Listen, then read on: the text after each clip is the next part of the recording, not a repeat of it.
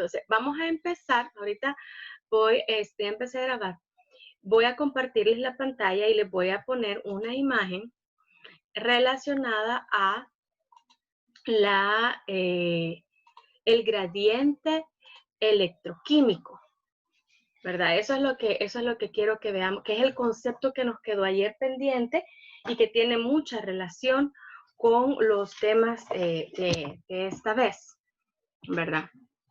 Entonces, en el caso permítanme, vamos a quitar eso de aquí. Ok. Ustedes pueden ver aquí en la imagen, ¿verdad?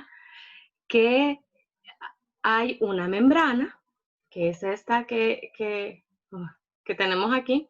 Está la membrana, que es esta rosadita. Y ustedes ven que alrededor de la membrana hay diferentes iones o moléculas, ¿verdad? El celestito es el líquido extracelular y el como amarillito o rosa pálido es el citosol, ¿verdad? Esta porción de aquí abajo, ¿verdad? Entonces, recuerden, aquí tenemos que ir aplicando todo lo que ya hemos visto. Acordémonos que las moléculas, todas las moléculas tienen movimiento, ¿verdad? Todas las partículas están en movimiento, ¿verdad? Ahora, como las partículas siempre se mueven, la pregunta es, ¿hacia dónde se mueven? Entonces hay ciertos patrones que determinan el movimiento de las moléculas, ¿verdad? Uno de esos patrones es la concentración. Entonces, la molécula se mueve de acuerdo al gradiente de concentración. ¿Y qué nos quiere decir esto? Que la molécula siempre se va a mover de un lugar donde hay mayor concentración de la molécula a un lugar a donde hay menor concentración de la molécula. Entonces, ustedes pueden ver aquí, hay un sodio, 2 sodios, 3, 4, 5, hay 6 sodios aquí. Y vean en el líquido extracelular. Y vean que en el citosol solo hay uno. Hay un ion sodio. Entonces, esto hace que los iones de sodio siempre busquen atravesar la membrana hacia el citosol, ¿verdad? Siempre, porque el sodio va a buscar un lugar de donde está de mayor concentración a menor concentración. Así van a ser todas las moléculas. Ellas van de un lugar de donde están menos concentradas de donde están más concentradas hacia donde están menos concentradas, porque buscan un equilibrio.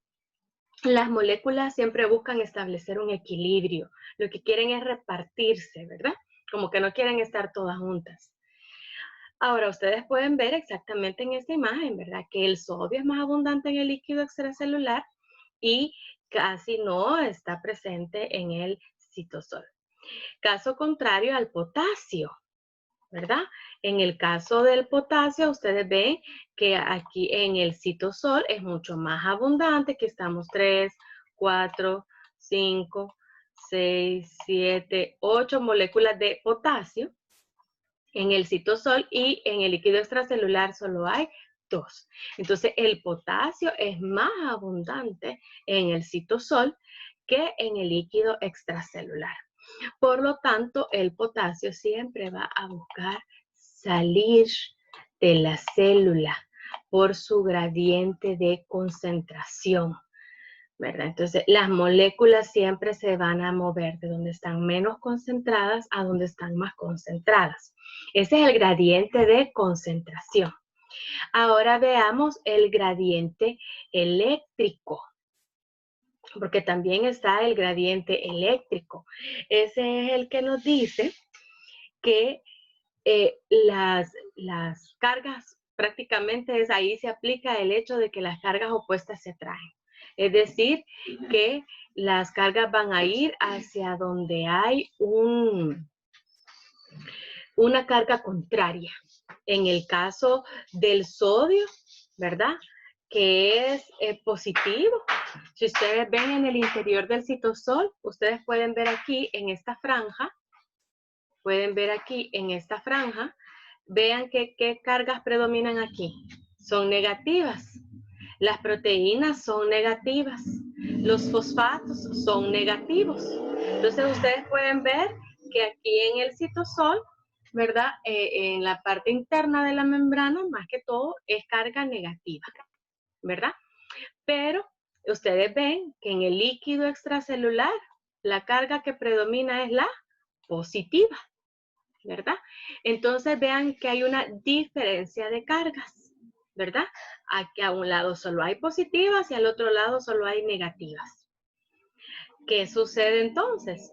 Que las positivas van a querer entrar, ¿verdad?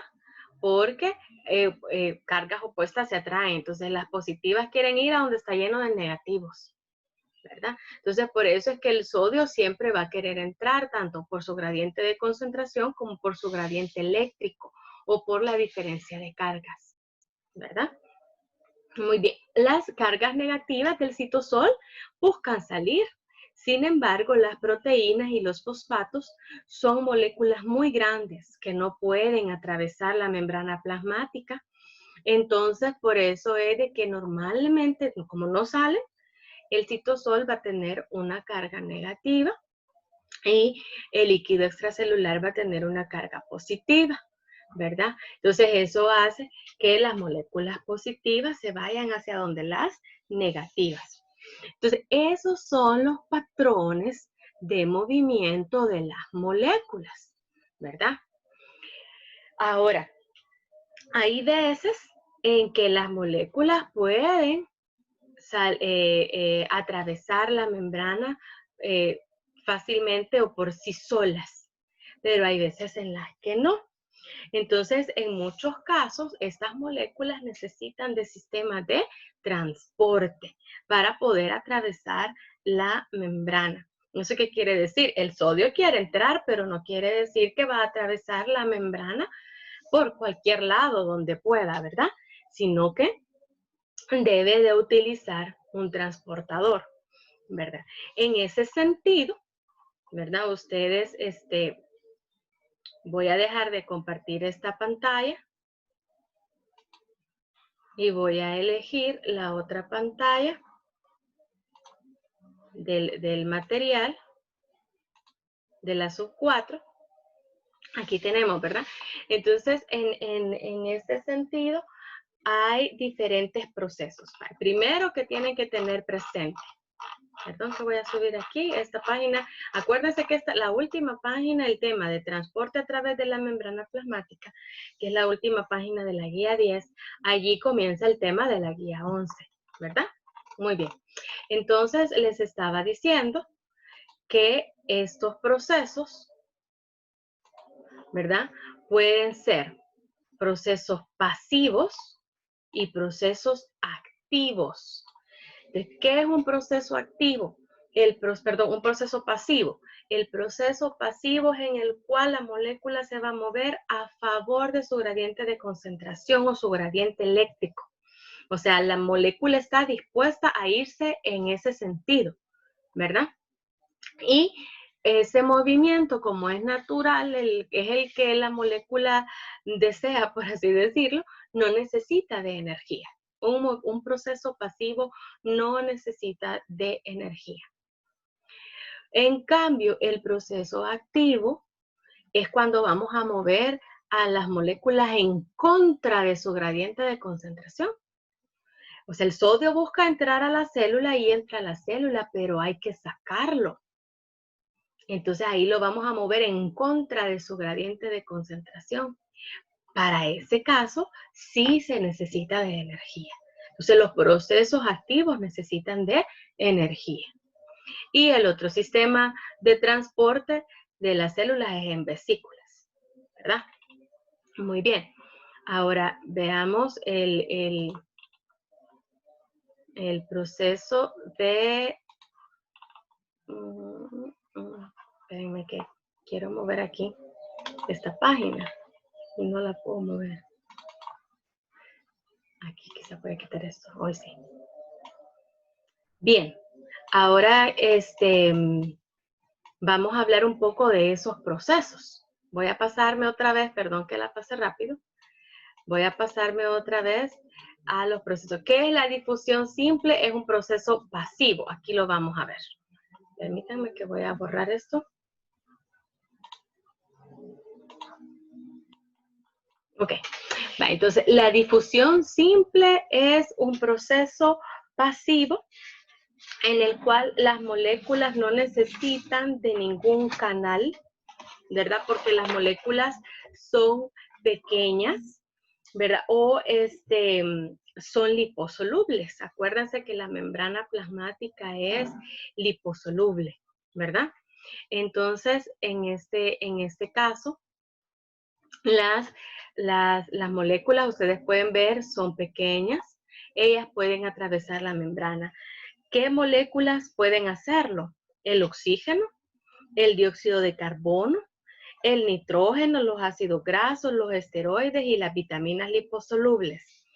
Y hay moléculas pequeñas que son polares, como el agua y la urea, pero que aunque son polares pueden atravesar la membrana porque son pequeñas. Acuérdense que la membrana plasmática no están las moléculas firmemente adheridas y se mueven un poco. Entonces hay momentos en esos movimientos en los que hay ciertos espacios y es ahí donde la molécula aprovecha para entrar a la célula.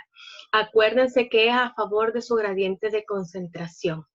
Es porque son moléculas que están más concentradas en la superficie o en el líquido extracelular y por eso van a difundir hacia el interior, hacia el citosol, ¿verdad? En el caso de las células, de los órganos del cuerpo o las células musculares, el oxígeno está altamente concentrado en la sangre. Entonces difunde hacia el interior de las células en donde el oxígeno está menos concentrado porque la célula utiliza el oxígeno para obtener energía en la respiración aeróbica, ¿verdad?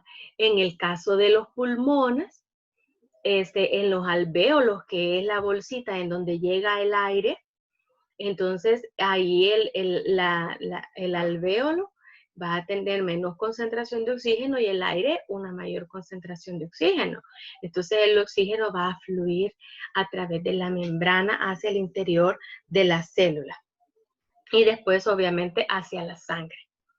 Ahora veamos la difusión facilitada, ¿verdad?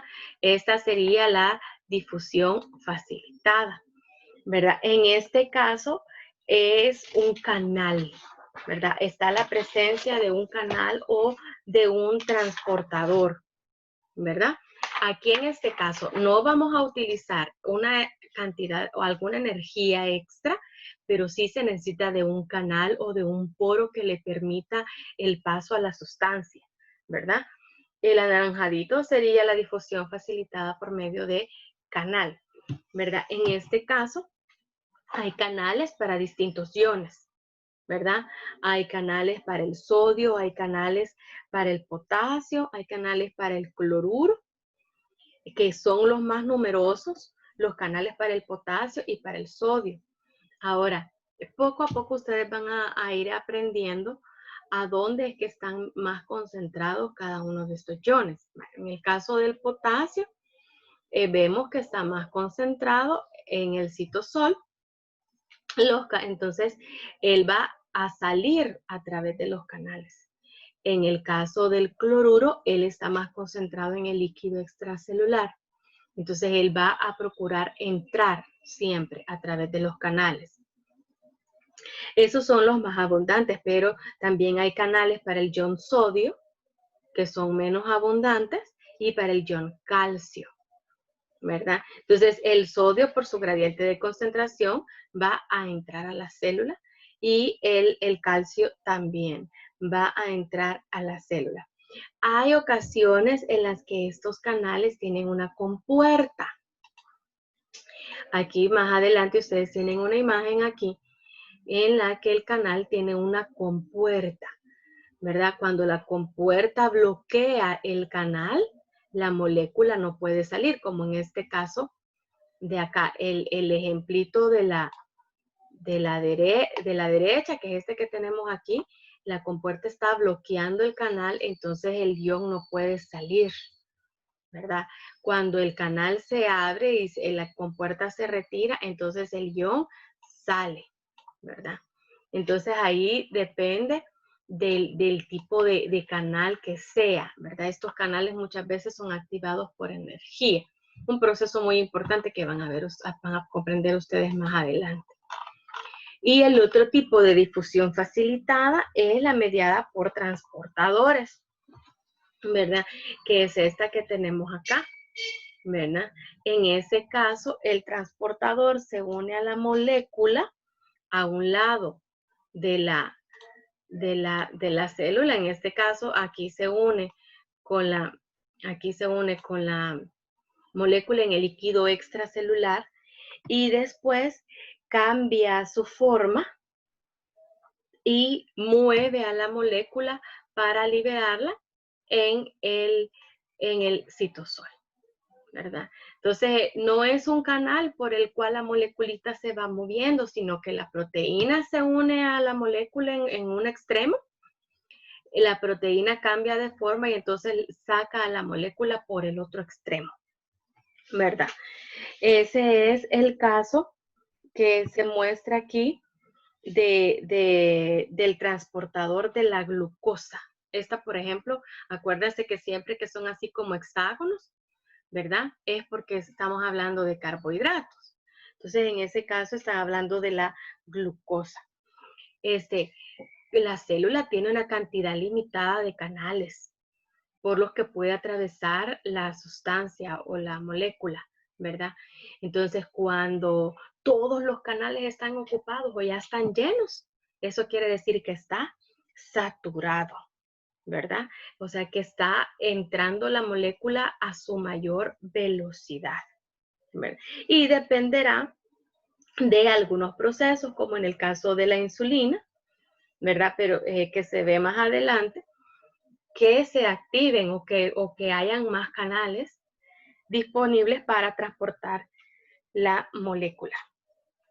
Entonces dice que la insulina promueve la inserción de muchas copias de transportadores de la glucosa dentro de la membrana plasmática. Entonces cuando se une la insulina a su receptor en la membrana plasmática, entonces se producen más de estos canales, se insertan en la membrana, entonces más, es como que se le abren las puertas a la molécula de la glucosa para que entre con facilidad. Nosotros podemos ingerir una gran cantidad de carbohidratos, estamos hablando de unos 200 gramos de carbohidratos en un almuerzo, en una comida, y a las 2 horas toda esa azúcar ya no debe de andar en la sangre, ya debe de haber ingresado en las células. Claro que hay células a las que entra más, por ejemplo, las del hígado, ¿verdad? Entonces, el páncreas libera la insulina al momento en que comemos. Entonces, la insulina se está uniendo a los receptores para que las membranas sean más permeables, ¿verdad? Ok, ese es en relación a los procesos pasivos. Ahora, el otro proceso pasivo, si ustedes notan, los procesos que hemos visto es que se movilizan los solutos, ¿verdad? Ahora, la ósmosis. Aquí está, perdón, la imagen del transportador de la glucosa que se une a la glucosa en un extremo de la membrana. La proteína cambia de forma y libera la glucosa en el otro extremo de la membrana. Ahora, en el caso de la ósmosis es el movimiento de agua, ¿verdad? Anteriormente habíamos hablado de movimientos de solutos. Ahora vamos a hablar de movimiento de agua, que esa es la ósmosis, ¿verdad? Ahora, el agua también se mueve de acuerdo a cierto patrón, ¿verdad? Igual que los solutos, el agua se va a mover desde un lugar donde hay más agua hacia un lugar donde hay menos agua, ¿verdad? Entonces, el agua buscaría un equilibrio, ¿verdad? En este caso, en esta horquilla o en esta U, en este tubo en forma de U, ¿verdad? Las moléculas de agua se moverían hacia la rama de la derecha a modo de formar un equilibrio. ¿Qué es lo que pasa aquí?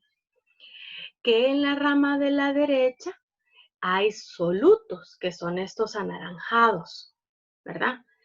Entonces, la presencia de solutos produce, la presencia de estos solutos produce una presión, que es la presión osmótica, ¿verdad? Esa es la presencia, la presión que ejercen los solutos y ellos atraen agua, ¿verdad? Entonces, por eso es que ustedes ven aquí en la horquilla central, por así decirlo, el agua ha difundido mucho hacia la derecha por esta presencia de los solutos. O sea, el agua no solo toma en consideración la cantidad de agua que hay a cada uno de los lados, sino también la presencia de los solutos. Entonces, el agua llegaría a un equilibrio, ¿verdad? En la cual el mismo número de moléculas que se mueven a la derecha es el mismo número que se mueven a la izquierda. Y esto se da porque el agua siempre va a ejercer presión hidrostática. Entonces, las moléculas del agua van a hacer que el agua tienda a irse a la izquierda. Pero los solutos que están presentes en la derecha, ellos atraen agua por la presión osmótica, ¿verdad? Entonces, pero se llega a un equilibrio cuando hay el mismo flujo de moléculas de un lado hacia el otro. Entonces, la ósmosis es el movimiento neto del agua, ¿verdad? Y que esta va a ser alterada por la presión hidrostática y la presión osmótica.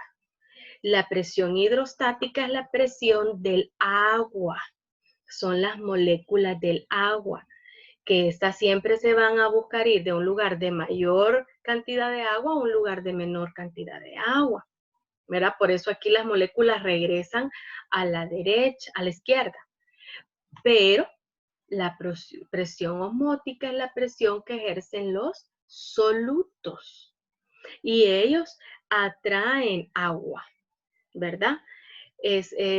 Como el soluto no puede equilibrarse, entonces el soluto busca o llama, por así decirlo, agua hacia ellos, ¿verdad? Entonces, este movimiento, a medida que el agua se mueve por ósmosis hacia un lado o hacia otro, eso se llama tonicidad. Tonicidad de una solución es la capacidad de la solución de modificar el volumen de las células mediante la alteración de su contenido de agua. ¿Qué quiere decir? ¿Verdad? Vaya, este es un ejemplo que dice cómo esto se relaciona con las células. Veamos cómo es que se relaciona el movimiento del agua con las células. Y es que las células, acuérdense, que están rodeadas de la membrana, es esa membrana semipermeable, ¿verdad? Entonces, dependiendo de la solución en la que se encuentre la célula, así va a ser la cantidad de agua que entra o que salga de la célula. Eso sería tonicidad, es la capacidad de la solución de modificar el volumen de agua. Entonces, ¿qué es lo que se da? En una solución isotónica, iso es de igual, ¿verdad? Entonces, tiene la misma concentración de solutos que el interior de la célula. Es decir, la concentración de solutos del agua es igual a la concentración de solutos del interior de la célula. Entonces ustedes ven que las flechitas son iguales. Es la misma cantidad de agua que entra a la que sale, ¿verdad? Porque las moléculas de agua están en equilibrio. Entonces, si unas entran, otras salen, ¿verdad? Esa es en una solución isotónica que tiene la misma concentración. Por ejemplo, el suero fisiológico tiene la misma concentración de solutos que la sangre, ¿verdad? Y por eso es que no se alteran nuestros glóbulos rojos cuando nos inyectan suero. Ahora, en una solución hipotónica, por ejemplo, el agua pura es una solución hipotónica que no tiene solutos. Entonces, ¿qué va a pasar en este caso de la célula? Como la solución hipotónica no tiene solutos, pues lo voy a mover, estamos ante este mismo caso, el del centro. Estamos ante una agua hipotónica como la rama de la izquierda y el glóbulo rojo es como el de la rama de la derecha que tiene solutos. Entonces, ¿qué va a suceder con el agua? Va a entrar una gran cantidad de agua al glóbulo rojo, por eso ustedes ven que el glóbulo rojo está bien gordo, como que han inflado un globo a lo máximo y hasta se reventó, ¿verdad? Por eso ven ustedes que la flecha hacia adentro es más grande, porque el glóbulo rojo recibe una gran cantidad, es decir, las moléculas de agua empiezan a entrar y la membrana en un momento se revienta. Esto se llama hemólisis, porque se rompe el glóbulo rojo. Ahora, ¿qué sucede cuando la solución tiene más concentración de solutos que el glóbulo rojo? Esta es una solución hipertónica. En ese caso, esta solución, ¿verdad? Como tiene más solutos, entonces, ¿hacia dónde va a buscar ir el agua? El agua siempre va a ir de un lugar de donde hay menor agua a donde hay mayor agua. Y aquí, perdón, de donde hay mayor agua, donde hay menor agua. Aquí en este caso, ustedes pueden decir, pues sí, pero la solución es agua, pero tiene más concentración de solutos. Entonces, el agua va a ir de donde hay menos concentración de solutos a donde hay más concentración de solutos. Entonces, por eso el agua sale de la célula y por eso ustedes ven que la flechita es más grande hacia afuera. Entonces ustedes ven que el eritrocito se hace todo arrugadito porque pierde el agua que hay dentro de él.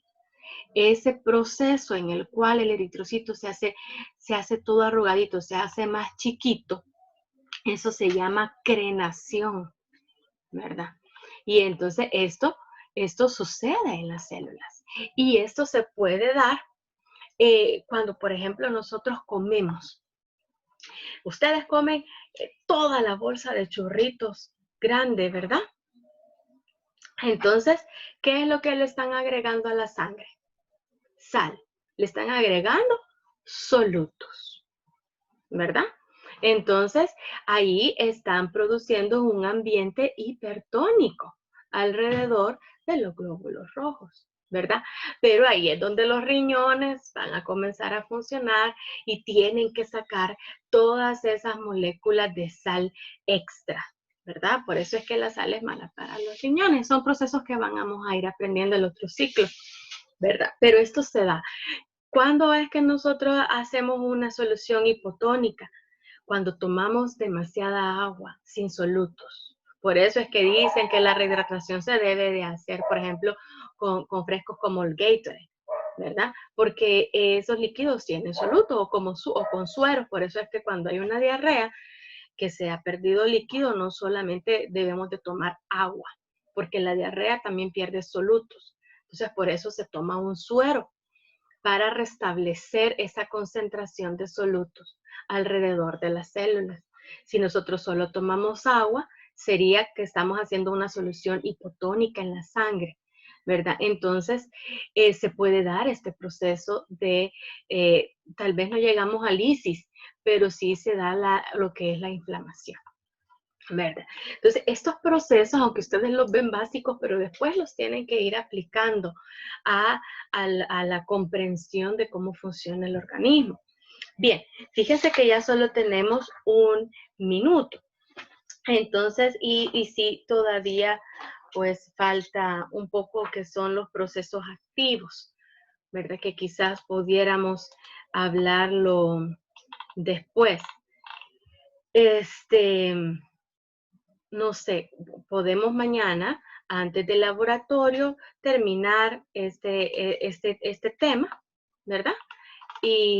O podemos reunirnos siempre a las 9 de la mañana y en la tarde vemos el laboratorio nada más. Ustedes me dirán qué es lo que prefieren, pero yo creo que bien puedo tocar una parte para explicar ese transporte, la bomba sodio-potasio, que es parte del transporte activo, muy importante que lo comprendan bien.